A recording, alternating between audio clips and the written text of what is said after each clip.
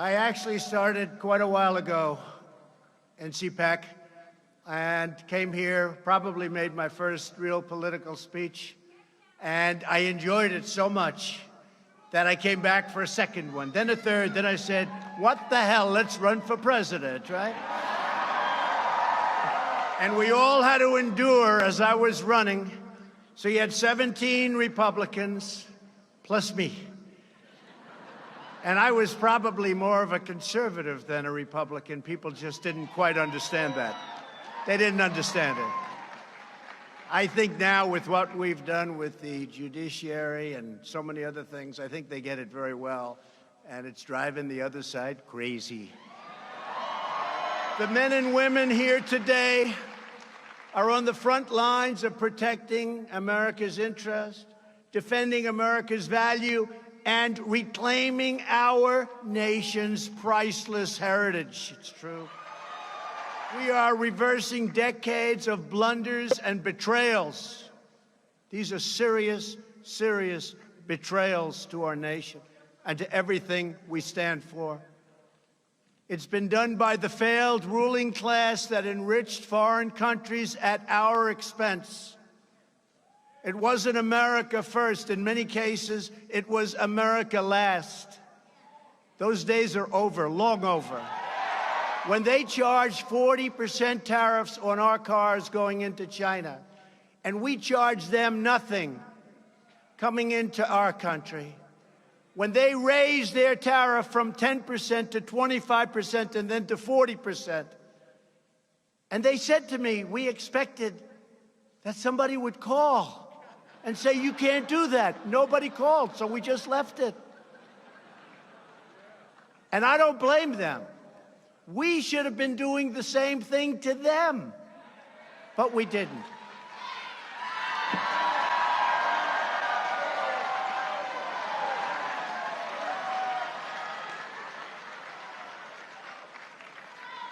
And you know, I don't know, maybe you know.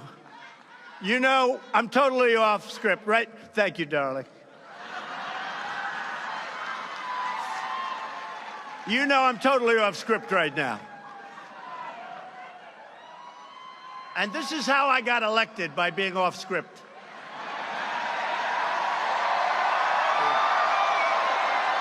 The Green New Deal, right? Green New Deal. I encourage it. I think it's really something that they should promote. They should work hard on. It's something our country needs. Desperately, they have to go out and get it. But I'll take the other side of that argument only because I'm mandated to. I'm mandated. But they should stay with that argument. Never change. Never change. No planes.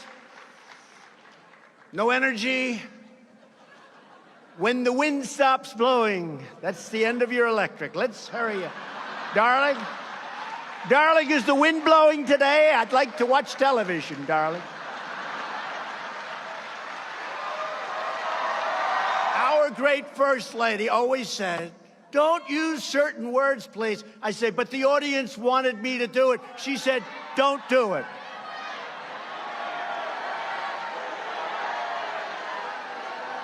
And the problem is, if I do that, they won't put the little preamble that we just went through. They'll just use the word, and they'll say, isn't that terrible? So I won't use it.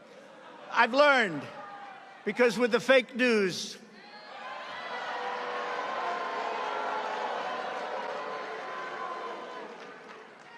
if you tell a joke, if you're sarcastic, if you're having fun with the audience, if you're on live television with millions of people and 25,000 people in an arena, and if you say something like, Russia, please, if you can, get us Hillary Clinton's emails. Please, Russia, please.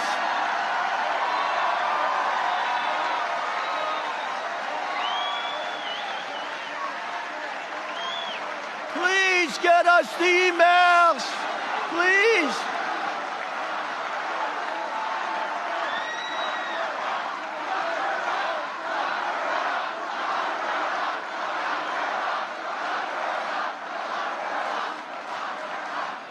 So everybody's having a good time. I'm laughing. We're all having fun. And then that fake CNN and others say, he asked Russia to go get the emails. Horrible. I mean, I saw it like 2 weeks ago. I'm watching, and they're talking about one of the points. He asked Russia for the emails. These people are sick, and I'm telling you, they know the game. They know the game, and they play it dirty, dirtier than anybody's ever played the game. Dirtier than it's ever been played. Witch hunt, this phony deal that they put together, this phony thing that now looks like it's dying, so they don't have anything with Russia. There's no collusion. So now they go and morph into, let's inspect every deal he's ever done. We're going to go into his finances. We're going to check his deals. We're going to check. These people are sick. They're sick. Now we have people that lost. And unfortunately, you put the wrong people in a couple of positions, and they leave people for a long time that shouldn't be there. And all of a sudden, they're trying to take you out with bullshit, okay? With bullshit. I heard this morning, President Trump is waiting for the Mueller report. I said, wait a minute, let me get this straight.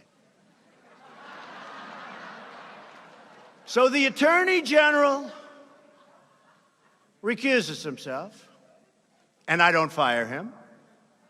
No obstruction. That's the other thing. If you use your rights, if you use your power, if you use Article 2, it's called obstruction, but only for Trump, for nobody else. So we fire Comey, and Schumer, who called for his resignation many times, Podesta, I believe that day, because he still hasn't gotten over getting his ass kicked, okay? And I fire a bad cop, I fire a dirty cop, and all of a sudden the Democrats say, how dare he fire him? How dare he do this? And that's where we are, folks. That's where we are. We're in this swamp of Washington, D.C. But you know what? We're winning, and they're not. We're winning, and they're not.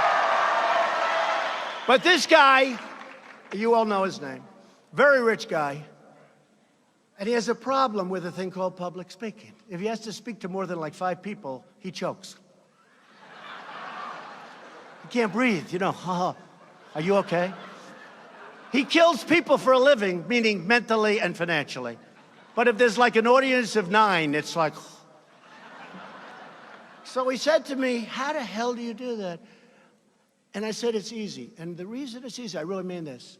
There's so much love in this room. It's easy to talk. You can talk your heart out. You really can. There's love in this room. You can talk your heart out. It's easy. We've slashed 30,000 pages of job-killing regulations from the Federal Register. That's an all-time record in the history of the United States, even by presidents that are there for 8 years and in one case more. We passed the largest package of tax cuts and reforms in American history. And they all call me Mr. President. I have friends that for 35 years, hey, Don, how you doing? Hey, Donnie, I love you, Donnie.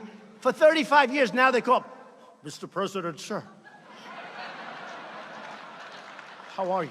I have a friend, very rich guy, Richard Lefrak in New York, builder, good builder. He calls me all my life. Hey, Don, how you doing? I've known this guy so long, from kindergarten. It's true. Hi, Don, how you doing? How's everything? Now, I get a call the other day. Mr. President, how are you, sir? How are you? I said, Richard, lighten up. Lighten up. Call me Donald. Richard, call me Donald. You've known me for, I don't want to say because I don't want my wife to hear the number. But it's true. Actually, that's true.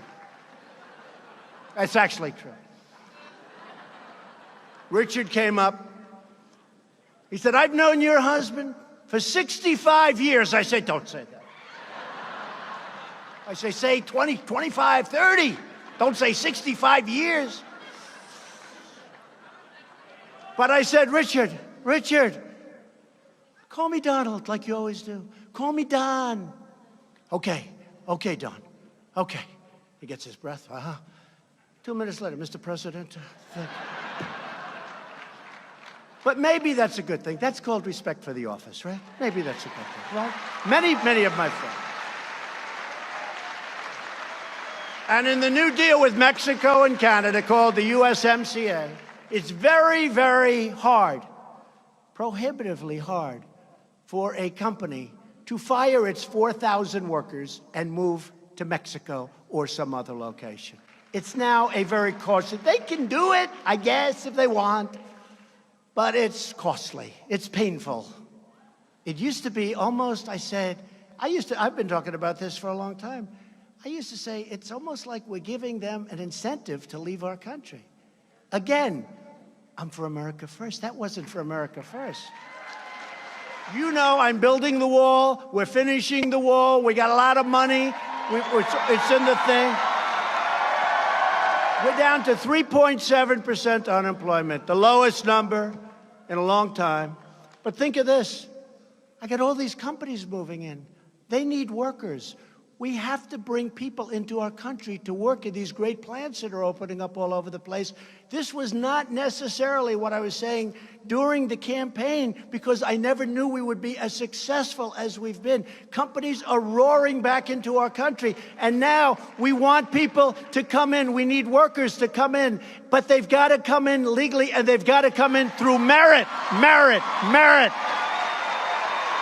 They've got to come in through merit. They have to be people that can help us. They have to be people that can love our country, not hate our country. We have people in Congress, right now, we have people in Congress that hate our country.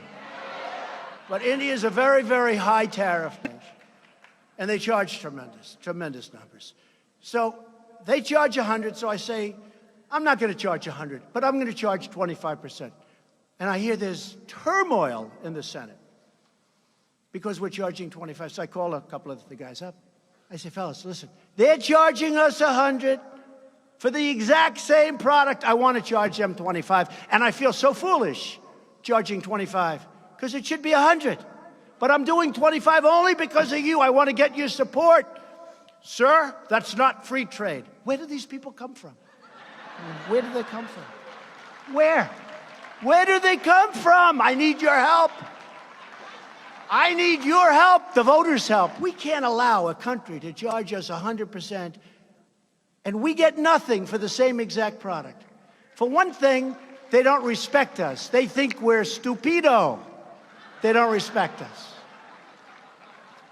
But let me tell you something. The world respects our country again. They respect us. Since the election, we've created a number that if I would have said during the campaign, the fake newssters back there would have said, this is crazy. 5.3 million new jobs, including over now 600,000 beautiful, brand new manufacturing jobs that were never going to come back to our country. Not to talk badly about the other administration, but if that theory went forward with crooked Hillary winning the election, instead of being up almost 50% with the stock market, you would have been down 50%. It was heading down. It was going to be a disaster. We have nearly 5 million Americans that have been lifted off of food stamps. Nobody ever thought that was possible. The unemployment rate has reached the lowest in over 51 years. And African American, and you've heard me say this many times, Hispanic American, Asian American unemployment rates are at their all-time historic lows. But everyone in this great country, right now, because of our great new economy, is doing well, except, of course, for the never-Trumpers. But they are on mouth-to-mouth resuscitation. But I was told by a general who I had to fire, I said, General, how long before we get 100% of the caliphate? He said, sir, 2 years. I said, I can't take it 2 years. And then I flew to Iraq. First time I left the White House, because I stayed in the White House for months and months. because I wanted the Democrats to get back from their vacations from Hawaii and these other places. Through Christmas, I spent my New Year's all by myself. Don't cry. It was me and about 500 men and women outside with machine guns. I never saw so many beautiful-looking machine guns. I'd look at that equipment, I'd say, man, they sit in the trees, they sit on the lawn. I told people, I'm in this massive, people don't know how big the White House. First of all, it's one of the most beautiful places in the world. It's really, I made a lot of money with luxury. This building, it's in 1799, which of course, when President Xi comes, I say 1799, like it's old. To him, that's like a brand new house. In China, they go back 8,000 years. So that's like a new residence. But I sat in the White House for months and months, except I took a day off. I flew to a lovely place called Iraq. And I flew at night, and I got there at night, and I said to myself, this is interesting, because they say, sir, all of the lights in the plane, sir, are going off. I say, why? Because we're getting ready to land. We're an hour out. I said, what about the shades? Well, we want it better than that, maybe light gets through. So we turned the lights off, put the shades down. This is a big 740, Air Force One. And we're landing, and I go up and I look. And I've landed. I like to sit with pilots. I respect people that know what they're doing, and these are the best in the world. I really do. These are the best in the world. And the pilot says, sir, we're landing in approximately 1.5 minutes. I say, but there's no runway. No, sir, the runway's right up there, sir. I say, I don't see it. I have pretty good vision. At least for my age, I have good vision. I guess for my age, I have great vision, but I don't have vision like a 35-year-old captain.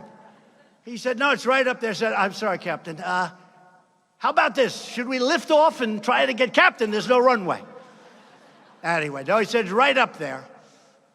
And we land. There's practically no lights. These are little pin spots. And I said, think of this. We spent $7 trillion in the Middle East. And we can't land a plane with the lights on. 20 years later, how bad is that? No, seriously, how bad is it? How bad is it? And I said to the generals, listen, we got to get out. I want to know, why is it going to take 2 years to knock off 2 or 3 or 4%, which is what we had left? It won't, sir. I said, tell me why it won't. It won't, sir. If we attack them in a different manner, we can do it much faster. Okay, General Raisin Cane, how fast can... Sir, we can have it totally finished in 1 week. I said, 1 week? I was told 2 years. 1 week.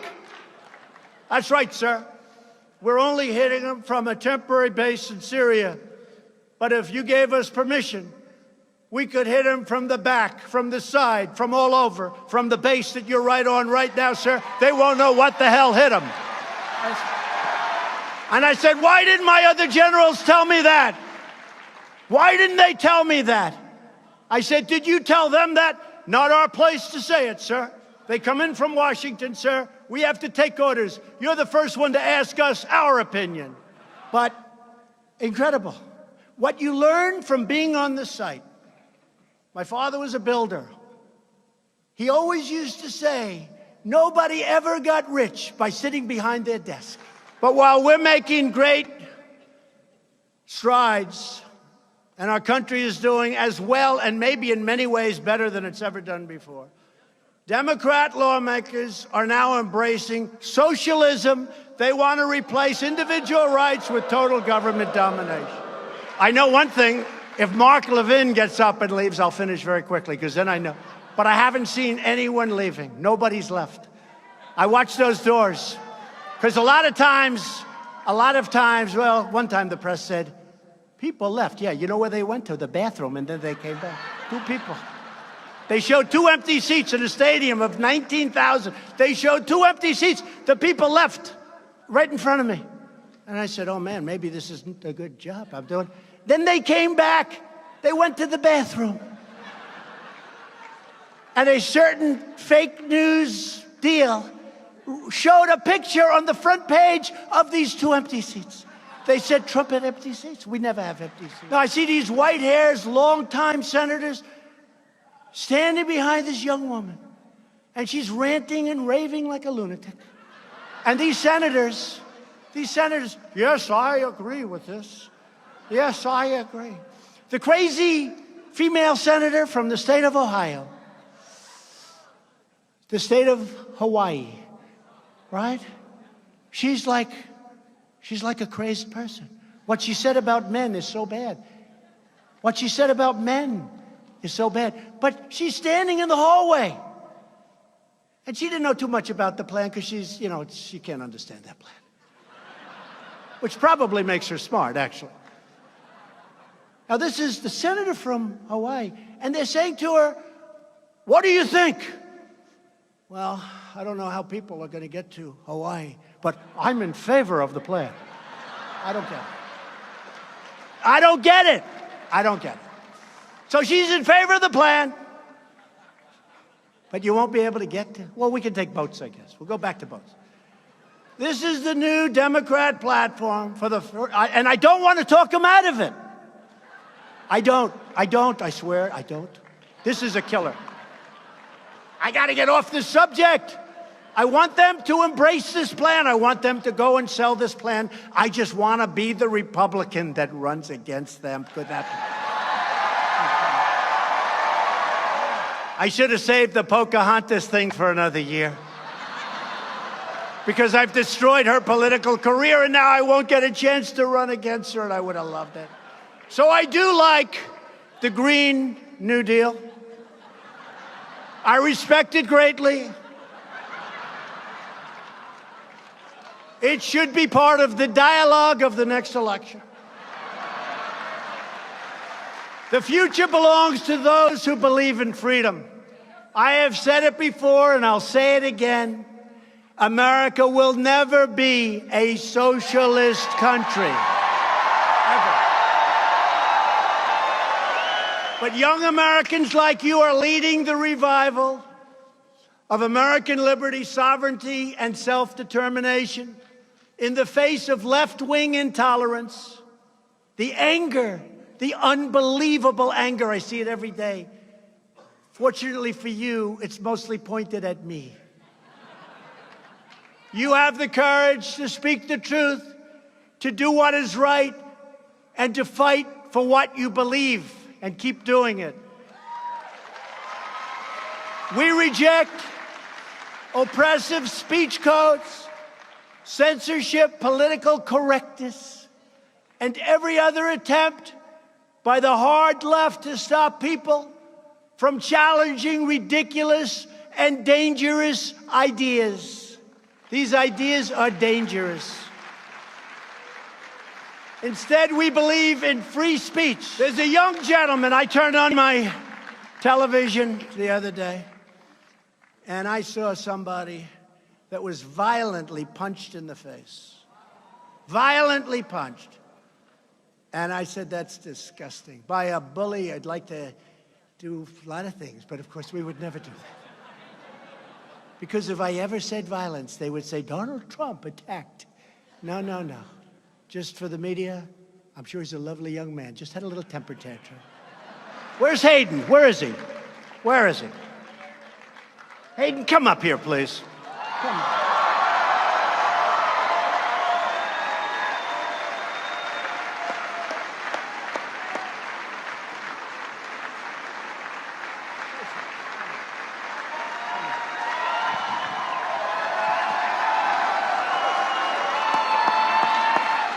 Thank you. Thank you. So, at the Leadership Institute, we're committed to making campuses great again, and I thank you so much for bringing me up here to let me speak. It's great that I'm being recognized, and but there's so many conservative students across the country who are facing discrimination, harassment, and worse if they dare to speak up on campus. So I'm glad that we could bring this to the forefront. And I'd just like to say, if these socialist progressives had their way, they would put our Constitution through the paper shredder in a heartbeat. So it's as important now than ever to work at Leadership Institute and campus reform. Exposing these liberal abuses to the public. And these students do it because they have a love of our nation and freedom and frankly a love for you, Mr. President. So if you keep defending us, we'll keep defending you. Thank you. Stay here for a second. But you know what? You've got yourself a great lawyer. I know your lawyer. She is a great lawyer. Just tell her to do me a favor. Sue him, but he's probably got nothing, but sue him forever. But sue the college, the university, and maybe sue the state. Ladies and gentlemen, he took a hard punch in the face for all of us. Remember that. He took a punch for all of us. And we can never allow that to happen. Today, I'm proud to announce that I will be very soon signing an executive order requiring colleges and universities to support free speech if they want federal research dollars. If they want our dollars, and we give it to them by the billions, they've got to allow people like Hayden and many other great young people and old people to speak, free speech. Every day we're restoring common sense and the timeless values that unite us all. We believe in the Constitution and the rule of law. We believe in the First Amendment right, and we believe in religious liberty.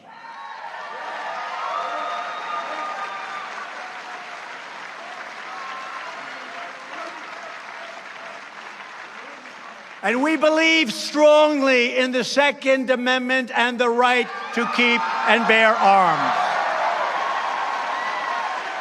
We believe in the American dream, not in the socialist nightmare. And we believe in the words of our national motto, "In God we trust." These ruthless cartels terrorize innocent communities on both sides of the border and spread instability throughout our hemisphere. When I was there 2 weeks ago, 26 people were killed, very close to where I was, on the Rio Grande. Sounds nice, right? The Rio Grande. Rough stuff. 26 people were killed, and they were buried right near where I was standing. And the paper doesn't write about it, the news doesn't write about it. In the last 2 years alone, ICE officers made 266,000 arrests. Think of what that means. Think of that. Arrests. I'm not talking about people coming in. I'm talking, they went out and arrested 266,000 people who have criminal records, and in some cases for murder. Who the hell wants to do that? Thank God they're doing it, because I don't want to do it. It's dangerous, it's hard, but they love our country. And they're tough people, but they love our country.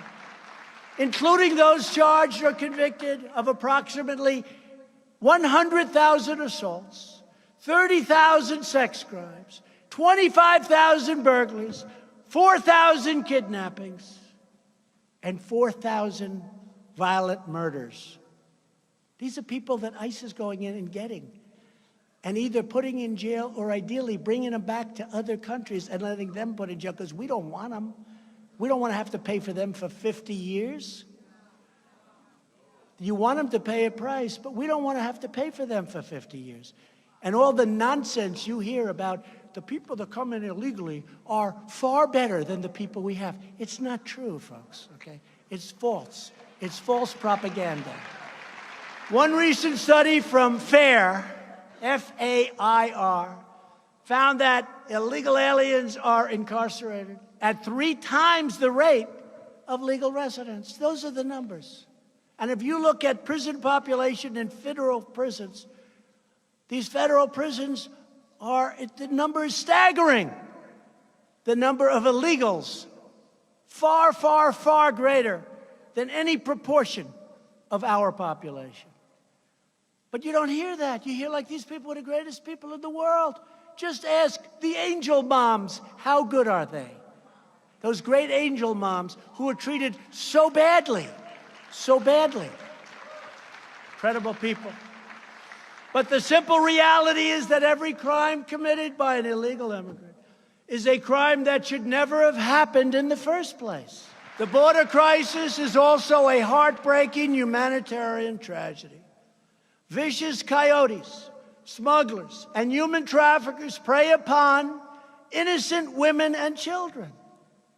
1 in 3 women is sexually assaulted on the dangerous journey north. When I ran for president, my first speech, I mentioned the word rape. The press went after me. I couldn't believe it. I said, will it be like this always? The answer was yes. It even got worse. Mothers who love their daughters give them massive amounts of birth control pills because they know their daughters are going to be raped on the way up to our southern border. Think of that. We're very concerned about setting precedent.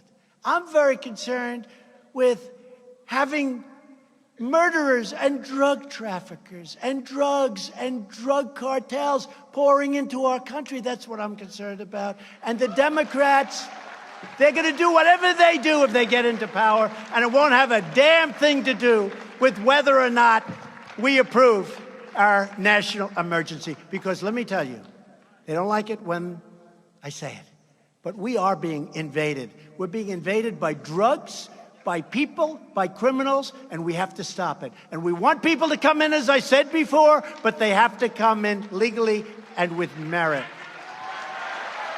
Illegal immigration is also deeply unfair to American workers and taxpayers, including millions and millions of hardworking legal immigrants.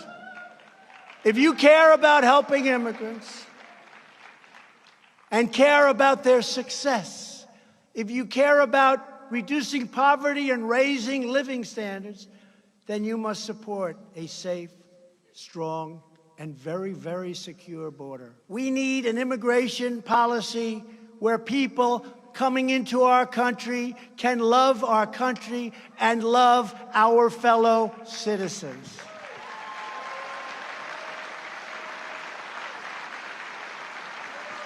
And this includes shutting down sanctuary cities. And we want to end catch and release. We catch them, we realize they're a criminal, and we have to release them. Think of this. They come onto our land, they put 1 foot on our land. We now have to take them through a massive court trial. Who does this? Other countries say, get the hell out of here. We have to take them through court. So we catch them. We talk to them. If they're criminals or if they're not, we release them. We say, come back for a hearing in front of a judge. You know how many judges you need to do this? We have 900,000 people backlogged. That's the good news. The bad news, nobody shows up. Our laws are so crazy. But one by one, we're finding ways. You know, they call them loopholes. A lot of our laws, loopholes. Well, I'm finding loopholes to get around the loophole, okay? Because our Congress can't act. They can't act. They just can't act. Sadly, on immigration and so many other issues, Democrat lawmakers have totally abandoned the American mainstream. But that's going to be good for us in 2020. They're embracing open borders, socialism, and extreme late-term abortion. Weeks ago, lawmakers in New York cheered as they passed legislation to allow babies to be ripped from the womb of their mother. In Virginia, the governor, a Democrat, stated that he would allow babies to be born outside. He would wrap them. He would take care of them. And then he'll talk to the mother and the father as to what to be done. And if they didn't want the child, who is now outside of the womb, long outside of the womb, they will execute the baby after birth. Senate Democrats oppose legislation to prevent the killing of newborn infant children who survive abortions. Virtually every Democrat voted against protecting these precious babies. And who showed up? Oprah Winfrey, Michelle Obama, and President Obama. And they campaigned for her, and they worked so hard. And all our man had was Trump. And we kicked their ass. My wife said, "You never spoke to anybody from Russia, darling." I said, "That's right." As we defend American values at home, we are also defending American security abroad. We have secured all sorts of funding, all sorts of record everything, and we will never forget our military. We will never forget our veterans. We are taking care of our veterans like they've never been taken care of before. We just got them choice, so now they can go see a doctor. Now they can go and see a doctor instead of waiting online for weeks and weeks and weeks. For years you watched as your leaders apologized for America. You saw that? Would you like to apologize? No, I'm not apologizing. Now you have a president who is standing up for America. After decades of building up foreign nations, we are finally building up our nation, and we are doing it with American hands, American grit, and with beautiful, beautiful American steel. Now is the time to embrace the promise of our history. Now is the time to defend our American legacy. And now is the time to seize our glorious destiny. This magnificent nation will always be the home of those who cherish life, who love liberty, and who defend the sacred rights given to us by Almighty God. Together we are one people, one family, and one nation, forever united behind one great American flag. Thank you to everybody in this room and to all of the other rooms all over the campus and all over the country. We're hooked in all over the country. Thank you very much. I want to thank CPAC. What a job they've done. What a job Matt Schlapp and his family have done in such a short period of time in bringing this to a level like it's never been before. God bless you. God bless the United States of America. Thank you very much.